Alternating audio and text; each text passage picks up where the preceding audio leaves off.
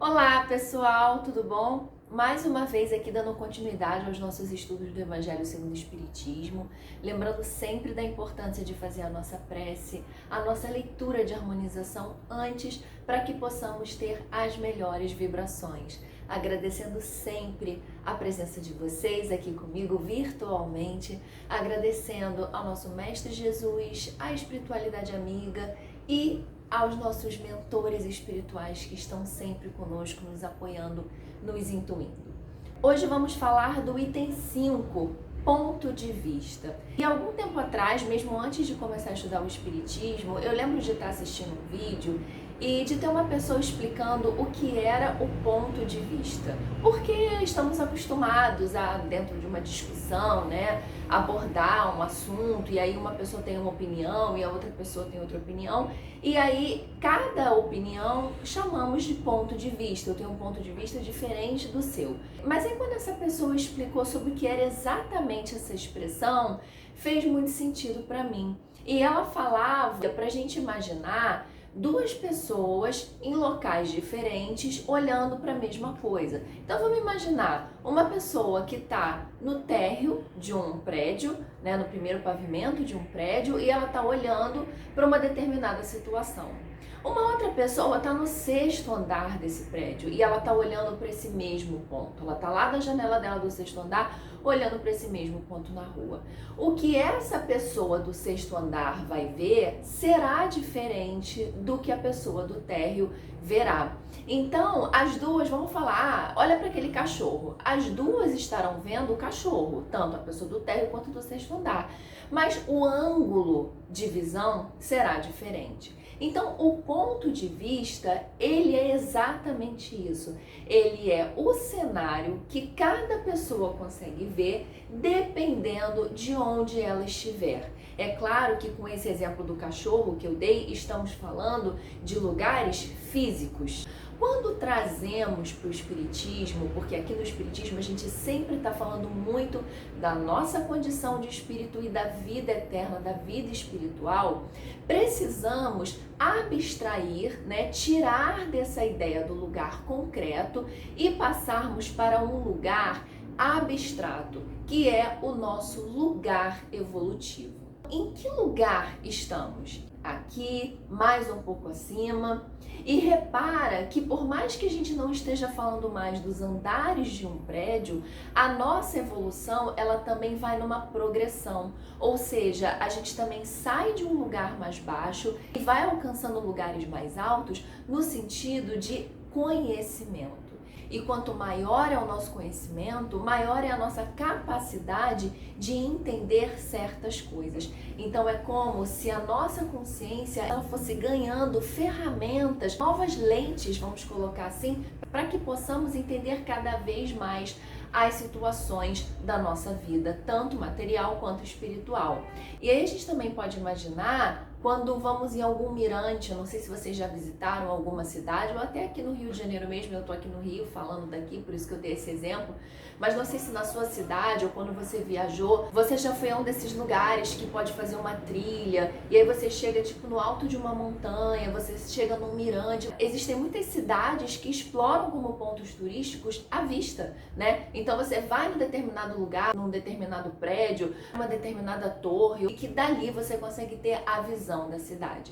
Então agora vamos imaginar que você deixou o seu amigo na viagem numa rua e aí você pega o celular e fala assim: o que você está vendo dessa rua? Ela vê vários prédios, vai conseguir descrever para você até onde a vista alcança. Enquanto essa pessoa que está nesse mirante, ela vai conseguir ver a cidade toda, vai conseguir ver não só aquela rua que o amigo está, mas todas as outras.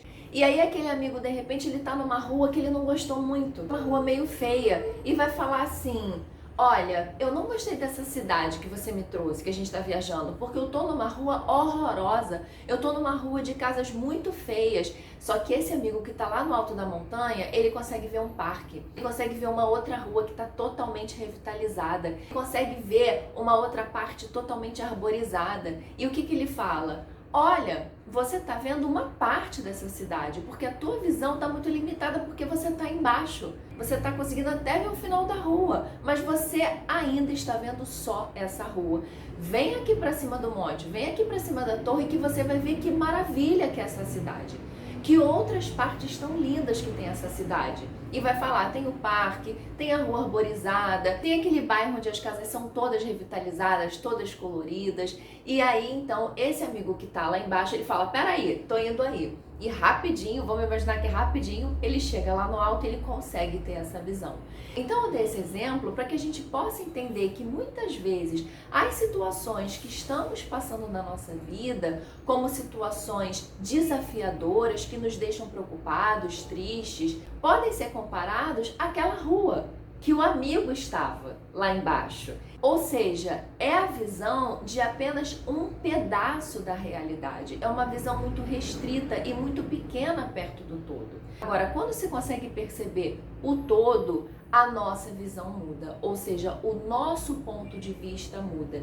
E aí conseguimos enxergar que aquela dificuldade, que aquele desafio, que aquele problema é apenas uma parte. Que existem várias outras coisas boas e lindas para serem percebidas e para serem vividas. A partir dessa percepção desse mundo mais amplo, dessa vida espiritual, mas que só vamos conseguir se subirmos nesse alto da montanha, se subirmos os nossos degraus evolutivos. Então, o nosso texto de hoje, ele vai falar sobre isso. O título é Ponto de Vista, ele vai ter os itens 5, 6 e 7 e hoje no nosso vídeo a gente vai falar do item 5, como a gente faz aqui, bem devagarinho, para que você possa estudar, para que eu também possa estudar aos pouquinhos e possamos ver devagar cada palavra tão preciosa que nos é trazida.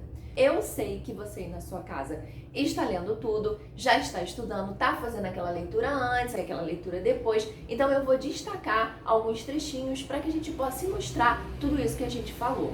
Então no item 5, aqui no primeiro parágrafo, ele começa falando da ideia clara e precisa, né? E eu vou passar um pouquinho mais à frente, quando ele fala assim, para quem se coloca. Aí acha aí no seu evangelho, né?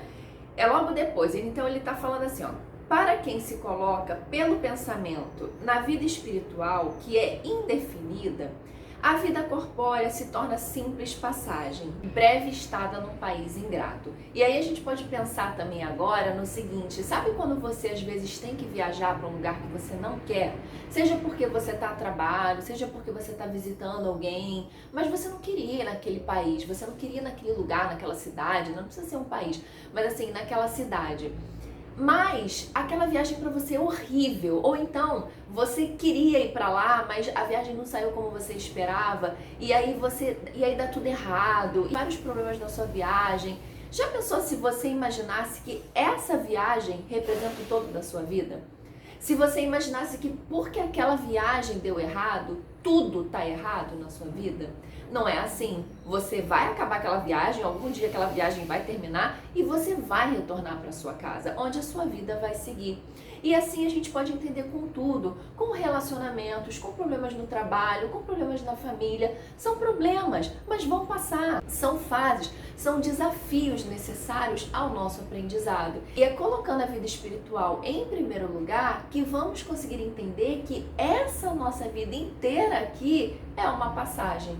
Toda essa nossa estada aqui na Terra é apenas uma passagem. As vicissitudes e tribulações dessa vida não passam de incidentes que ele suporta com paciência, por sabê-las de curta duração, devendo seguir-se-lhes um estado mais ditoso. E aí você tá me ouvindo falando assim, poxa, curta duração, mas eu não tô aguentando mais isso. De novo, a gente precisa entender que estamos comparando com a vida espiritual, com a eternidade. Existem relatos de espíritos desencarnados que passam anos, 100 anos, 200 anos, 300 anos, nesse intervalo entre encarnações, até se ligar do que está acontecendo. Às vezes muitos espíritos demoram muito tempo para perceber que desencarnaram. Então, o que são? Vamos colocar aí 100 anos, né? Tem muita gente hoje vivendo até 101 anos, 102, 105. Então, 150 anos. Poxa, mas eu vivi 150 anos e você chama isso de pouco tempo? Sim. É muito tempo pra gente, que tá aqui, com a nossa realidade. Mas estamos comparando com o mundo espiritual. para o mundo espiritual, a nossa encarnação aqui é apenas uma passagem, é um curto tempo. A morte nada mais restará de aterrador. Deixa de ser a porta que se abre para o nada e torna-se a que dá para a libertação, pela qual entra o exilado numa mansão de bem-aventurança e paz. E esse é um dos trechos que, na minha opinião, revela uma das coisas mais confortadoras e mais esclarecedoras em relação ao que nos traz mais agonia enquanto encarnados, que é a morte. Porque é a única coisa que a gente tem certeza que vai acontecer conosco e com os outros. Quando entendemos que a morte será essa passagem para, como ele fala aqui, essa mansão de bem-aventurança e de paz, conseguimos ficar mais tranquilos, tanto em relação ao nosso desencarne, como em relação ao dos nossos entes queridos, que também ainda nos causa muito sofrimento por conta desse apego, por conta muitas vezes dessa falta de compreensão em relação aos acontecimentos. E aí ele continua aqui, né, sabendo temporária e não definitiva a sua estada, vai continuar no outro parágrafo, falando pelo simples fato de duvidar da vida futura. E aí eu vou avançar um pouquinho nesse mesmo segundo parágrafo, para o momento que ele fala assim, ó, nenhum bem divisando, achou aí? Nenhum bem divisando mais precioso do que os da terra, torna-se qual a criança que nada mais vê além de seus brinquedos. E eu adoro comparar a evolução espiritual com a evolução da criança, porque espiritualmente nós aqui na Terra somos ainda crianças. E a ideia de imaginar esse ser pequenininho que ainda faz birra, que ainda chora, que ainda briga, que ainda não entende várias coisas, é perfeita para ilustrar a nossa encarnação atual. E é como ele fala, nenhum bem divisando mais precioso do que os da terra, ou seja, ainda não conseguimos imaginar muitas vezes o que pode ter mais de precioso do que aqui na terra, do que aquele relacionamento que eu quero ter, do que aquela casa que eu quero construir, aquele trabalho que eu quero conseguir. Não tem nada mais precioso do que isso, então nos apegamos a essas coisas. E ele compara, torna-se qual criança que nada mais vê além de seus brinquedos. E não há o que não faça para conseguir os únicos bens que se lhe afiguram reais. Então, olha que interessante, a criança mesmo, né, que eu tô falando, se você tem aí uma criança em casa, você consegue perceber isso, ela tá preocupada em brincar, ela tá preocupada com os brinquedos dela, porque de verdade, a criança sabe o que tem de mais para se preocupar, a criança sabe o que é pagar uma conta, a criança sabe o que é ter uma reunião no dia seguinte no trabalho, a criança não pensa nessas coisas, ela realmente está preocupada com as responsabilidades dela, que é qual brincadeira que ela vai fazer, o que aconteceu com o brinquedo dela, o que ela vai querer pedir de aniversário, né? Ela está preocupada com essas coisas. E a gente também. Nós, quando estamos focados aqui na Terra, estamos preocupados, tal qual a criança, com coisas materiais. E muitas vezes os nossos esforços e as nossas energias são deslocados para isso.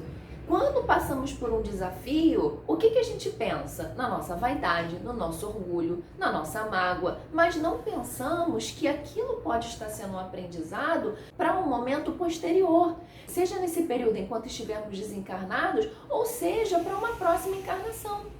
Então agora você está de repente passando por uma situação difícil que você não sabe lidar agora, mas esse aprendizado vai te tornar mais forte para uma situação que possivelmente você precisará enfrentar em outra existência. Então é isso, é o que ele fala, os únicos bens que se lhe afiguram reais. Temos que fazer um treino para que possamos deslocar esse entendimento do que quais são os bens que realmente são reais.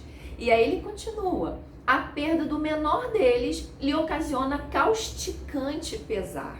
Um engano, uma decepção, uma ambição insatisfeita, uma injustiça de que seja vítima. O orgulho ou a vaidade feridos são outros tantos tormentos que se lhe transformam a existência numa perene angústia, infligindo-se ele, desse modo, a si próprio, verdadeira tortura de todos os instantes. E agora eu convido vocês a fazer uma reflexão, como eu fiz enquanto eu estava estudando aqui e lendo de novo, sou obrigada a fazer de novo.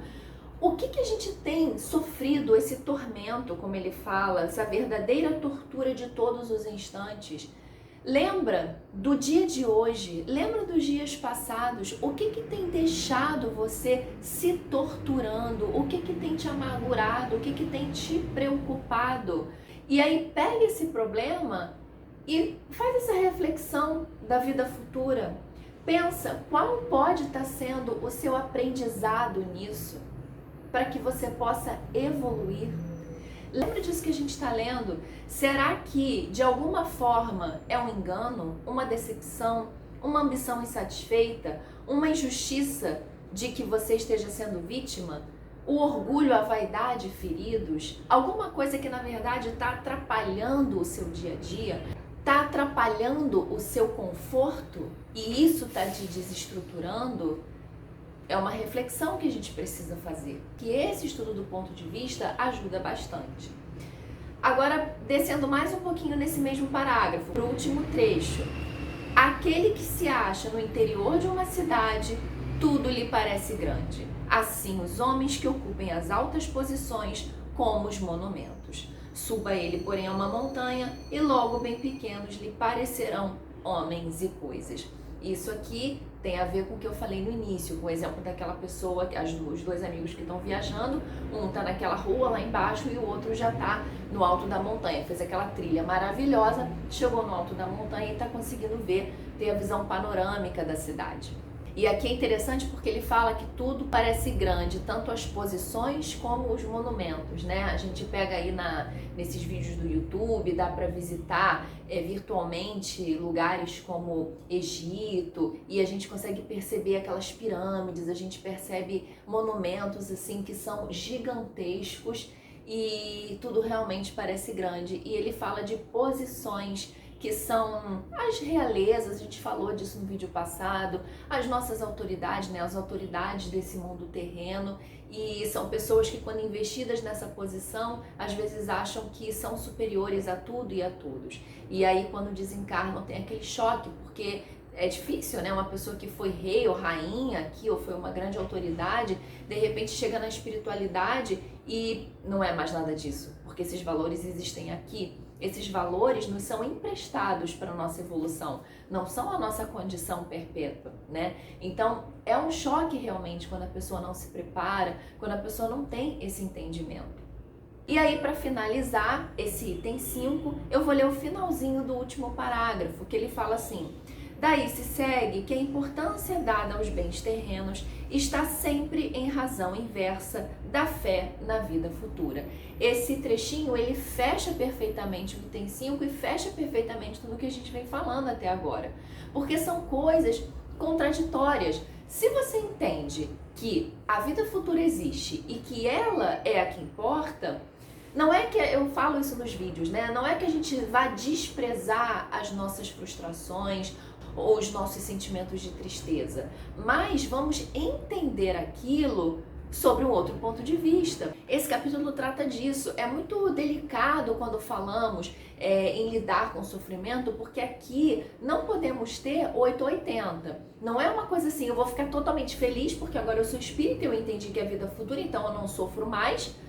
Ou então eu vou ficar com depressão. Aqui a gente não pode polarizar. Precisamos entender que existem nuances, porque a nossa caminhada ela é feita de altos e baixos. Não se trata aqui de, Cláudia, agora eu assisti o seu vídeo, nossa, não sofro mais. Agora que eu sou espírita, não sofro mais. Eu vou ter que te dizer que se você não sofre mais, você não é mais humano, né? Porque é intrínseco à nossa posição ainda de humanos sentir. E que bom que a gente pode sentir, mas é como você lida com esse sofrimento. É aí que muda. Uma coisa é você ficar triste e não produzir mais nada. Outra coisa é você ficar triste porque faz parte do seu sentimento, mas você tocar a sua vida e principalmente você conseguir ver que ali teve um aprendizado e uma chance de evolução. Então, ponto de vista fala sobre isso. Como estamos olhando determinado cenário? Estamos lá embaixo, com uma visão muito restrita, ou será que já estamos conseguindo subir os degraus dessa escada e ter uma visão mais ampla? Fica aí essa reflexão para você e eu espero vocês no nosso próximo vídeo. Até lá!